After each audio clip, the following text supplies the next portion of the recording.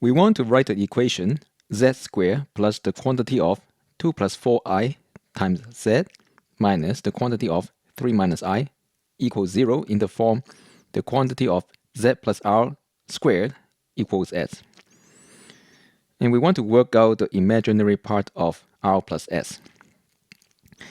As we have seen before, we can use the method of completing the square. But is there a way to do this without remembering how to complete the square? And the answer is yes. So let's start with this here. Z plus R quantity square equals S. And let's expand the left-hand side. So Z plus R quantity square is simply Z square plus 2RZ plus R square. And that has to equal S. And now if we subtract S from both sides, we get Z square plus 2RZ plus R square minus S equals 0.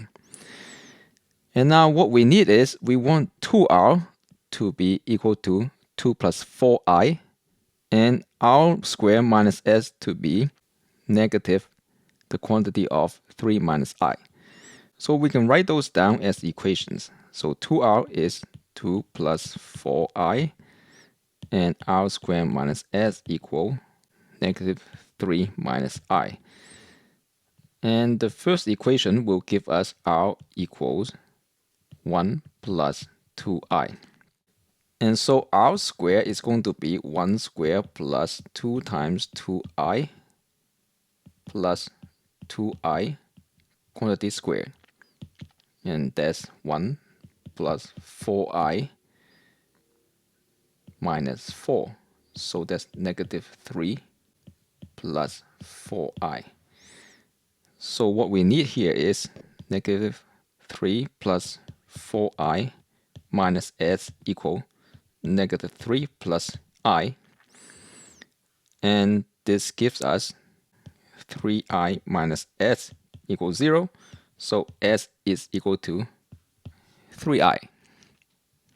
So we have worked this out and we can write our equation in this form. So Z plus 1 plus 2I square equals 3I. And so R plus S is going to be 1 plus 2I plus 3I, which is 1 plus 5I. And so the imaginary part is just what is in front of I, and that's 5. So we conclude the imaginary part of R plus S is equal to 5.